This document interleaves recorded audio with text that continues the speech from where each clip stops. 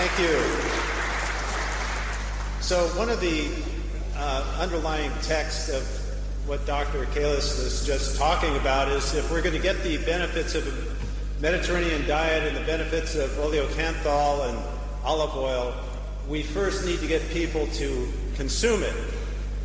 And that's really been a challenge in the United States because we, as a country, only consume about 1 liter per person per year, in contrast to the average Greek who consumes 18, 20 liters. The statistics are a little bit all over the place, but the Greeks are clearly in the lead internationally in olive oil consumption.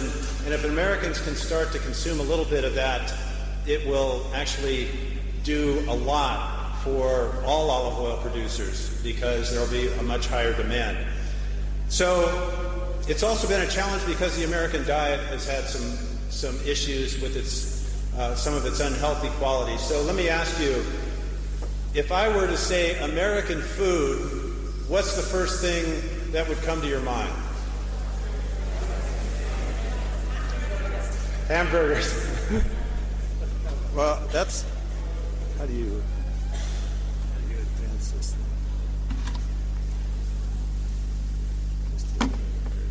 There, that's what I thought. Hamburgers. And we eat 10 billion hamburgers a year, which is about 1 every 13 days for every single American eats a hamburger every 13 days, which has a lot of implications not only for health, but for greenhouse gases and water consumption. And so it's not just us, though. It's also the rest of the world has an issue with red meat consumption and eats too much of it. Some places more than others, but in this chart over here, that top set of bars, it's a little hard to see, but the very top line shows what the global consumption of red meat is above the recommended dietary reference, which is where that shaded area starts to show. And you can see that even globally, we're consuming about 3 times as much red meat as would be recommended for a healthy diet. In North America, it's about 6 times or 7 times the amount. So all of this is to say that there's a movement afoot in the United States to push Americans toward a healthier, plant-forward diet, more plant-based foods. And I just attended an event hosted by the Culinary Institute of America. This is their campus in Napa, California. It was just about 10 or 12 days ago. And that was the whole theme of this event. And the Culinary Institute of America is not only the premier instructors of culinary education, so they're out there turning out new chefs for restaurants and food service, but they also have a very impactful program in bringing together food service and restaurants and major companies to try to change the way food is served and delivered to consumers. And their goals are to deliver more global flavors, but also a more sustainable food system and a healthier food system. And so this was a global summit on plant-forward cuisine. And you hear this term plant-forward, and it's not like this is a term that is used very much in common language in the U.S., but what it means, and they've given us this definition, which is emphasizing more plant-based foods, but not at the exclusion of meat. And to, basically when you read this definition, it talks about the same principles as you would see in the Mediterranean diet. So the Mediterranean diet would be sort of the gold standard of plant-forward. No diet has been more studied or validated than the Mediterranean diet. But it doesn't just include the Mediterranean diet. And if you look around the world, and this was featured at this event in Napa with the Culinary Institute, there were chefs from India and the Middle East, Latin America, and Asia.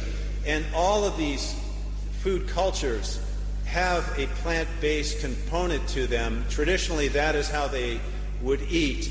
And so one culinary strategy that was discussed, just to give you an example of what a chef might want to employ to get more plant-forward food onto a menu, is to use the world's spice selection as a way to advance plant-forward, to add flavor.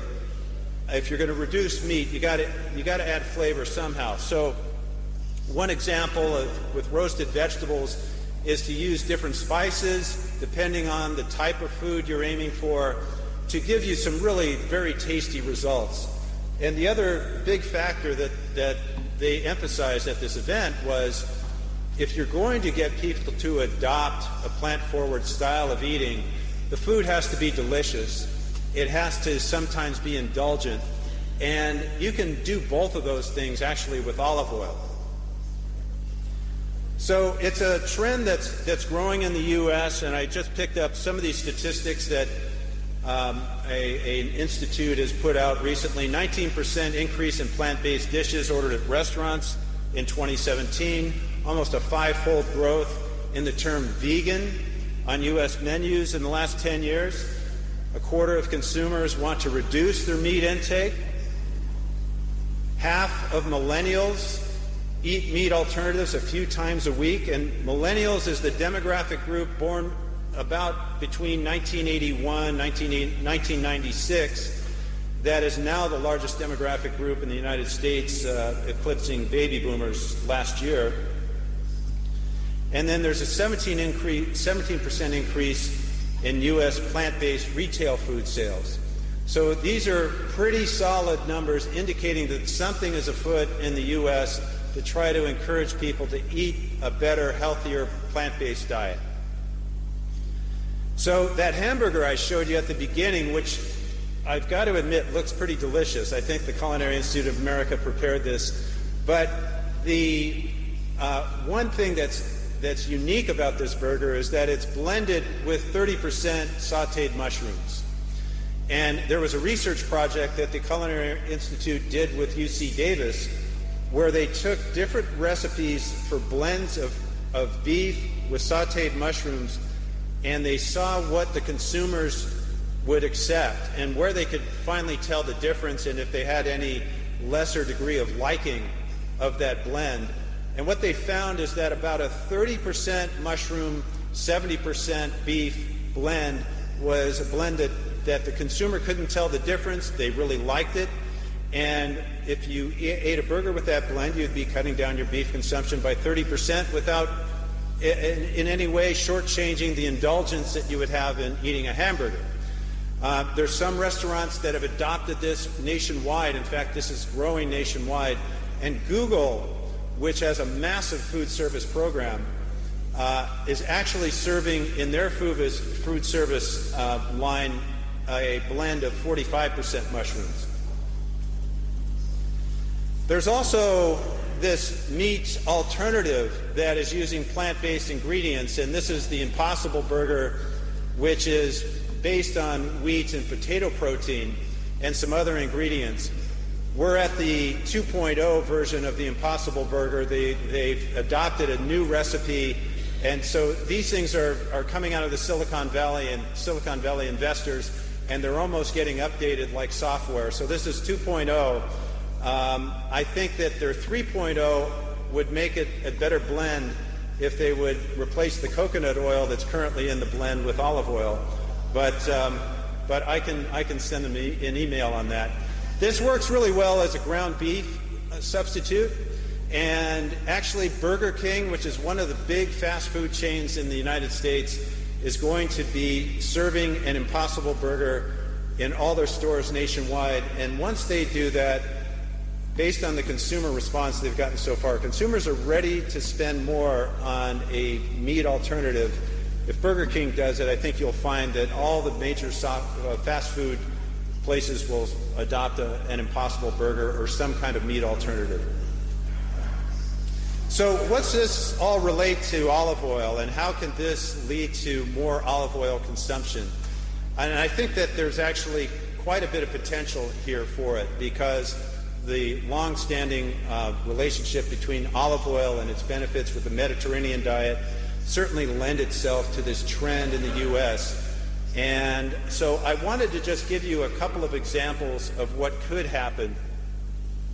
And in fact, there's going to be an event on this just next month, co-hosted by the Culinary Institute of America and the International Olive Council, looking at plant-forward olive oil kitchen recipes and strategies for chefs.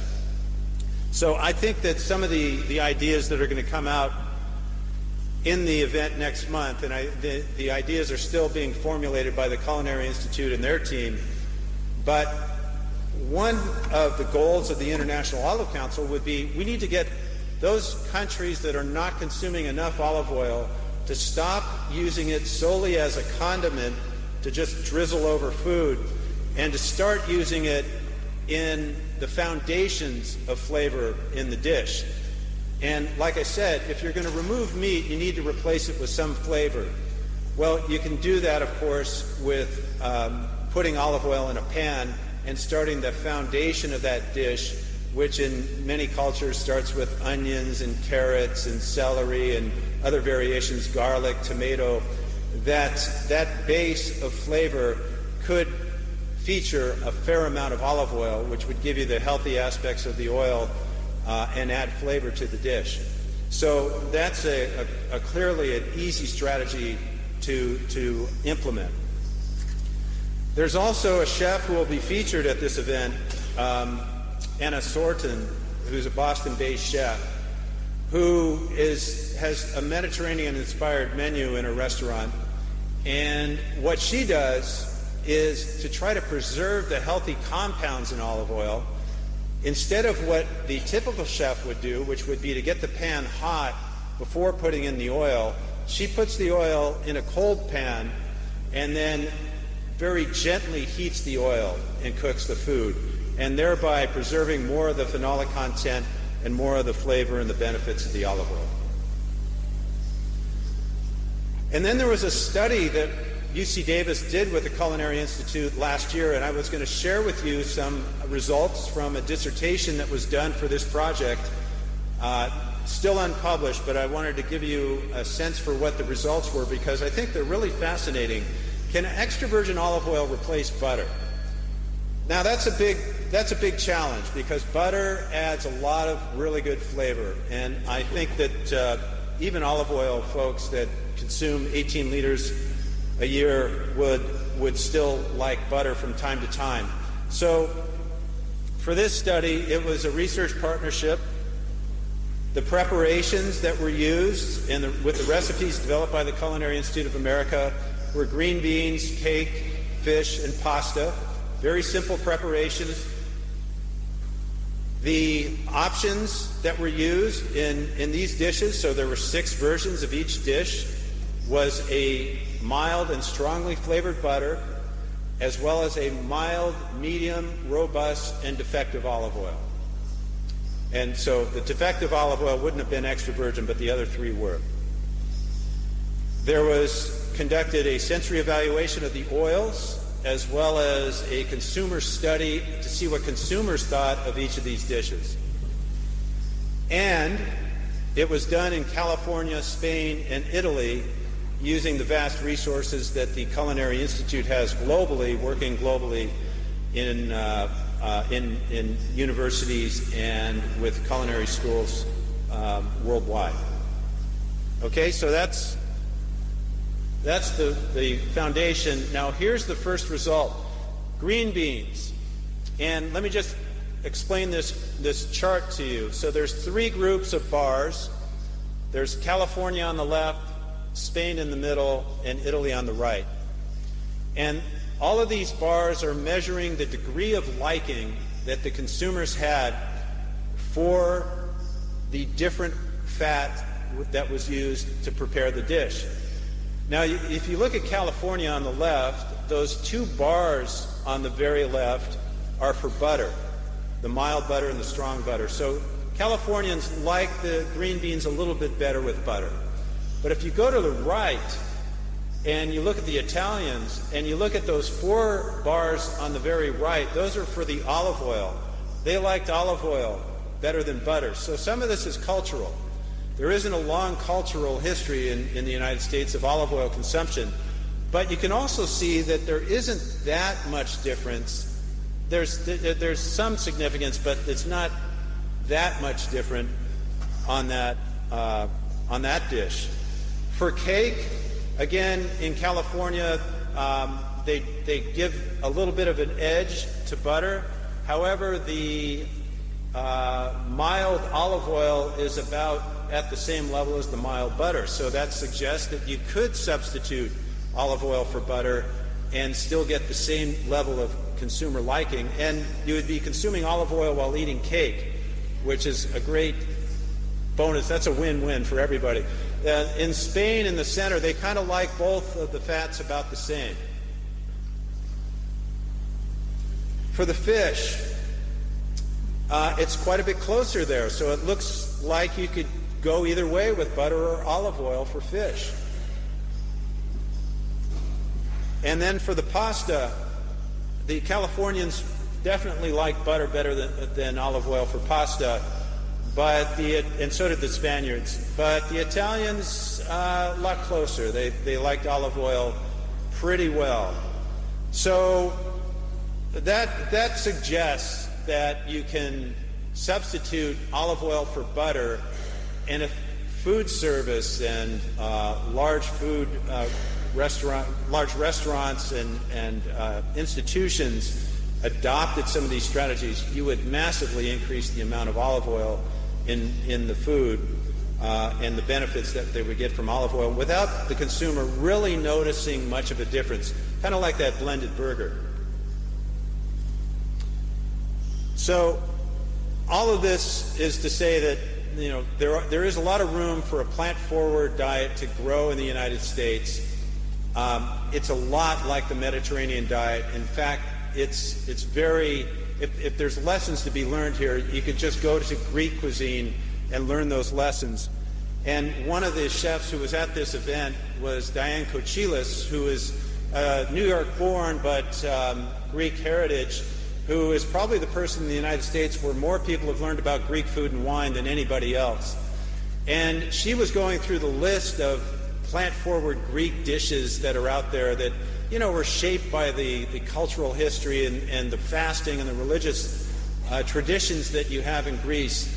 But the fritters and flatbreads and the spreads and the greens, all the vegetable dishes that are out there in the Greek menu are really good examples of how you can add olive oil to the food while still having just wonderful, delicious food. And putting it in the pan as a foundation for the flavoring of the food rather than as some of the less experienced olive oil cultures where they just drizzle it on the food. So there's definitely a lot that we can pull from the Greek menu and traditions. And so I think that, in short, olive oil and plant-forward go together really well. The millennials are driving this. Our young people are going to put us on the path to a better way in the United States, and I'm sure they're doing it here in Greece as well. And if it just took Americans to go from 1 liter a year to 2 liters a year, that would have a very significant impact on the global consumption and supply of olive oil, and I think would lift all olive oil producers if that happens. So thank you very much.